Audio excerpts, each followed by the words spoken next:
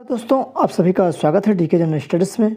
दोस्तों आप सभी के लिए छत्तीसगढ़ पीएससी प्री का यहाँ पर मैं क्लास लेकर आया हूँ, जो कि छत्तीसगढ़ सामान्य ज्ञान का यह क्लास रहेगा और काफ़ी महत्वपूर्ण क्लास रहेगा। लगभग आपको यहाँ पर 25 प्रश्न एमसीक्यू के माध्यम से देखने को मिलेगा। तो आपकी तैयारी कितनी है आप ज़रूर चेक करते जाइए, क्योंकि हाल ही में यहाँ पर 12 फरवरी को एग्ज़ाम है। लगभग एक सप्ताह का यहाँ पर समय बचा हुआ है, तो निश्चित है आप लास्ट के समय में एमसीक्यू के माध्यम से या प्रैक्टिस सेट के माध्यम से आप अपना जो तैयारी है अच्छे से करिएगा। तो चलिए आगे बढ़ते हैं। दोस्तों अगर आप व्यापम या पीएससी की कोई भी एग्ज़ाम की तैयारी कर रहे हैं तो चैनल को सब्सक्राइब जरूर कर लीजिए, क्योंकि इस चैनल में आपको निःशुल्क एमसीक्यू के माध्यम से तैयारी करवाई जाती है। साथ ही साथ बेल घंटी के जो ऑल बटन है उसको भी ऑल पर प्रेस कर रखे रहिएगा, ताकि जब भी मैं कोई नए वीडियो अपलोड करूँ तो उसका नोटिफिकेशन आप तक अवश्य पहुँचे।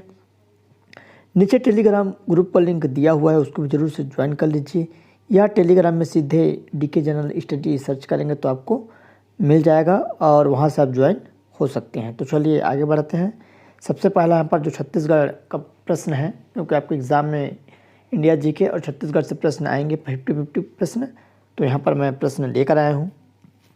तो यहाँ पर सबसे पहला प्रश्न है 2011 की जनगणना के निष्कर्ष के अनुसार छत्तीसगढ़ में महिला साक्षरता दर लगभग कितनी है। तो 4 ऑप्शन है 50.24%, 60.24 जो यहाँ पर प्रतिशत है, 70 दशमलव यहाँ पर 24% और 40.24%। तो इसका सही आंसर यहाँ पर बी हो जाएगा, मतलब ब हो जाएगा।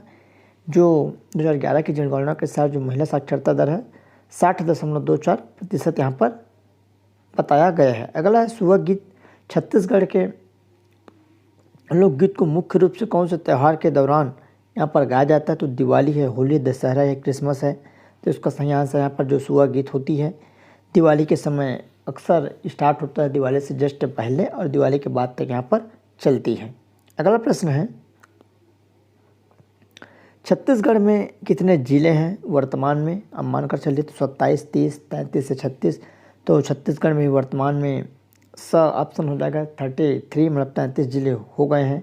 करंट में भी लगभग 4 से 5 ज़िले बने हुए हैं, तो उसको भी आप अच्छे से याद करिएगा। अगला प्रश्न है 1774 में हल्बा विद्रोह किस स्थान पर हुआ था। तो रायगढ़ है, दंतेवाड़ा, बस्तर, दुर्ग। तो इसका सही आंसर यहाँ पर बस्तर हो जाएगा, चूँकि हल्बा विद्रोह 1774 में हुआ था बस्तर में। दोस्तों छत्तीसगढ़ पीएससी प्री के लिए यहाँ पर मैं 10 मॉडल गेसिंग टेस्ट पेपर लेकर आया हूँ, जो आप सभी के लिए काफ़ी महत्वपूर्ण रहेगा। तो आइए देखते हैं इसकी जो जानकारी है। तो सबसे पहले मैं आपको बता दूं, जो एग्ज़ाम होना है उसमें समय बहुत कम है, तो जल्दी करें, परीक्षा में समय बहुत कम है।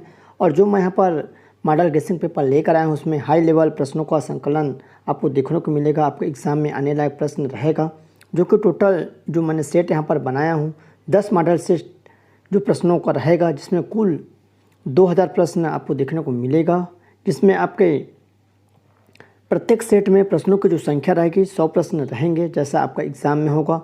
जो एग्ज़ाम में होता है सेम टू सेम। सबसे पहले भाग 1 में भारत का सामान्य ज्ञान रहेगा, जिसमें 50 प्रश्न रहेंगे, काफ़ी महत्वपूर्ण अति आईएमपी जो एग्ज़ाम में आने लायक। उसके बाद है छत्तीसगढ़ का सामान्य ज्ञान रहेगा 50 प्रश्न। इस तरह टोटल एक सेट में प्रश्नों की संख्या 100 रहेगी। इसी तरह टोटल 10 सेट है, 10 मॉडल गेसिंग पेपर है। और एग्ज़ाम से पहले आपको यह मॉडल गेसिंग पेपर लेना ज़्यादा उचित होगा, क्योंकि आपको यहाँ पर प्रैक्टिस सेट करना बहुत ज़रूरी है और आपको कम से कम मिनिमम चार्ज पर आपको यह मिलेगा। तो जल्दी करिए। इस नंबर पर आप व्हाट्सएप कर सकते हैं, यहाँ पर देख सकते हैं 7828253841 पर आप व्हाट्सएप करिएगा, आपको सारे डिटेल वहाँ पर पता चल जाएंगे। तो या पेशवा माधौरा। तो इसका सही आंसर यहाँ पर ब हो जाएगा, बिम्बाजी भोसले। ये 1858 के आसपास का है लगभग, तो बिम्बाजी भोसले थे। अगला प्रश्न है 41वां नंबर। छत्तीसगढ़ के कुल भौगोलिक क्षेत्र का कितना प्रतिशत क्षेत्र वन के अंतर्गत आता है। तो यहाँ पर आप ऑप्शन के हिसाब से आंसर लगाइएगा, क्योंकि अभी के जो डाटा में डिफरेंस है। तो ये जो पहले का क्वेश्चन है, तो जो कुल भौगोलिक क्षेत्र में वन का प्रतिशत कितना है, तो 41 का यहाँ पर 41.14% है, और अभी वर्तमान में 44 दशमलव लगभग 21 के आसपास देखने को मिलेगा भौगोलिक क्षेत्र का। और ऑप्शन के हिसाब से आपको यहाँ पर सही लगानी है। अगला है छत्तीसगढ़ के किस त्यौहार को रथ महोत्सव कहा जाता है? तो तीजा महोत्सव, गुंचा महोत्सव, भोरमदेव महोत्सव या मड़ई महोत्सव। तो इसका करेक्ट आंसर यहाँ पर ब हो जाएगा। गुंचा महोत्सव को त्योहारों का रथ महोत्सव कहा जाता है। अगला, छत्तीसगढ़ के किस जिले से चांदनी गोंदा कला का प्रदर्शन हुआ है? तो दंतेवाड़ा, बस्तर, नारायणपुर या बीजापुर। तो इसका करेक्ट आंसर यहाँ पर दंतेवाड़ा हो जाएगा। अगला प्रश्न है, किस संगीत वाद्य के साथ प्रख्यात संगीतकार अनुपमा भागवत जुड़ी हुई है? क्योंकि अगला प्रश्न है। तो बांसुरी है, वीणा है, सितार है, तानपुरा। तो इसका करेक्ट आंसर यहाँ पर द हो जाएगा, तानपुरा। जो प्रख्यात संगीतकार अनुपमा भागवत है वह तानपुरा से जुड़ी हुई है। अगला प्रश्न है, निम्नलिखित में किस क्षेत्र में इस राज्य द्वारा प्रतिवर्ष पंडित रविशंकर शुक्ल सम्मान दिया जाता है? तो सांप्रदायिक सद्भाव, साहित्य, समाज सेवा या नारियों का उत्थान। तो इसका सही आंसर यहाँ पर स हो जाएगा, समाज सेवा के लिए। अगला प्रश्न है, इस राज्य की परंपरागत घुमंतु जाति के साथ निम्नलिखित में किस लोकगीत का संबंध है? तो ढोला मारू है, देवार गीत, चंवारा गीत या धनकुल। तो इसका सही आंसर यहाँ पर बी हो जाएगा, ब हो जाएगा, देवार गीत। अगला प्रश्न है, इस राज्य के निम्नलिखित में से किस लोकगीत में सारंगी या एकतारा संगीत वाद्य के रूप में यहाँ पर इसका प्रयोग किया जाता है? तो भरथरी है, सुआ है, पंथी गीत है या बांस गीत। तो इसका सही आंसर अ हो जाएगा, भरथरी। अगला है, इस राज्य के निम्नलिखित में से किस जनजाति से परब लोक नृत्य संबंधित है? तो माड़िया है, धुरवा है, मुड़िया है या दुरला। तो इसका सही आंसर यहाँ पर हो जाएगा, धुरवा जनजाति हो जाएगा। अगला प्रश्न है, निम्नलिखित में किस रूप में इस राज्य के पंडित बुद्धादित्य मुखर्जी अंतर्राष्ट्रीय स्तर पर जाने जाते हैं? तो जो छत्तीसगढ़ के यहाँ पर पंडित बुद्धादित्य मुखर्जी है वह अंतर्राष्ट्रीय स्तर में किस प्रकार से जाने जाते हैं? तो हारमोनियम वादक है, बांसुरी वादक, सितार वादक या तबला वादक। तो इसका सही आंसर स हो जाएगा, सितार वादक के रूप में जाना जाता है। अगला है, इस राज्य से प्रथम महिला सांसद सदस्य इनमें से कौन थी? तो सरोज पांडे, रश्मि देवी, राजमोहनी देवी या मिनी माता। तो आप सभी को मालूम होगा, इसका सही आंसर यहाँ पर द हो जाएगा, मिनी माता। अगला है, निम्नलिखित में से कौन सा कार्य इस राज्य के प्रथम मराठा शासक पिंबाजी भोसले से संबंधित नहीं है? तो परगना पद्धति का प्रारंभ, रतनपुर एवं रायपुर का एकीकरण, रतनपुर में राम मंदिर का निर्माण या सूबेदारी व्यवस्था का सूत्रपात करना। तो इनमें से संबंधित नहीं है, पूछा गया है।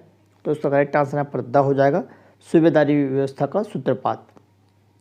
अगला प्रश्न, निम्नलिखित में किस महीने में इस राज्य की समस्त करत रियासतें भारतीय संघ में सम्मिलित की गई? सितंबर 1947, अक्टूबर 1947, दिसंबर 1947 या जनवरी 1948। तो इसका जो करेक्ट आंसर हो जाएगा द हो जाएगा, जनवरी 1948। नेक्स्ट क्वेश्चन है, इस राज्य के उत्तरी भाग में निम्नलिखित में कौन सा पार्ट सबसे अधिक ऊंचा है? जसपुर, शामली, जारंग या मैनपाट।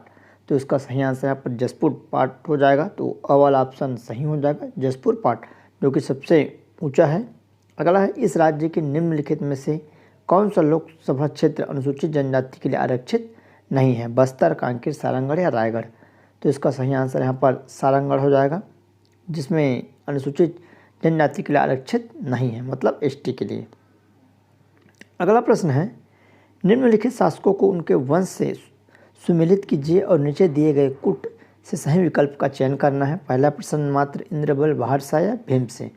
तो यहाँ पर कूट में ऑप्शन दिया हुआ है, तो 55 का करेक्ट आंसर अ हो जाएगा। तो यहाँ पर आप देख सकते हैं अ का 3 है। तो प्रश्न मात्र सरबपुरी वंश के थे, उसके बाद इंद्रबल पांडु वंश और बहादुर यहाँ पर कलचुरी, और आपको भीमसेन 2 है, राजर्षि तुल्य वंश से संबंधित थे। अगला है 56 नंबर क्वेश्चन, इस राज्य में मराठा शासनकाल में मोकासा ग्राम का अर्थ क्या था? तो दान दिया ग्राम, वन ग्राम, प्रथम श्रेणी का ग्राम या उपरोक्त में से कोई नहीं।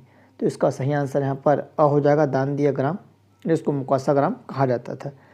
अगला, बस्तर की रानी जुगराज कुंवर ने अपने राजा के विरुद्ध कब विद्रोह किया? ये काफ़ी महत्वपूर्ण प्रश्न है। तो इसका सही आंसर यहाँ पर ब हो जाएगा, 1878 से 1882 के बीच में इन्होंने विद्रोह किया था। अगला प्रश्न है, इस राज्य में 1922-23 में स्वराज पार्टी के संस्थापकों में कौन नेता नहीं थे? तो पंडित रविशंकर शुक्ल, पंडित सुंदरलाल शर्मा, ई राघवेंद्र राव या बैरिस्टर छेदीलाल। तो इसका करेक्ट आंसर यहाँ पर ब हो जाएगा, पंडित सुंदरलाल शर्मा नहीं थे। अगला है, कोटरी नदी का उद्गम स्थल है, तो यहाँ पर राजहरा की पहाड़ी, बालाटीला की पहाड़ी, रावघाट की पहाड़ी या केशकाल घाटी। तो कोटरी जो नदी का उद्गम स्थल कौन सा है, तो इसका सही आंसर यहाँ पर अ हो जाएगा। राजहरा की पहाड़ी से यहाँ पर कोटरी नदी निकलती है। अगला है कुडसेल झरना किस जिले में स्थित है, तो नारायणपुर, जसपुर, कोरिया, यहाँ पर सुकमा। तो 60 का करेक्ट आंसर यहाँ पर नारायणपुर हो जाएगा। कुडसेल जो झरना है नारायणपुर जिले में स्थित है। तो इस तरह लगभग आपके लिए 25 प्रश्न काफ़ी महत्वपूर्ण एमसीक्यू क्वेश्चन कंटिन्यू क्लास आते रहेगा जब तक अभी एग्ज़ाम नहीं हो जाता। तो चैनल में बने रहिए, चैनल को सब्सक्राइब कर रखे रहिए। तो चलिए दोस्तों, धन्यवाद।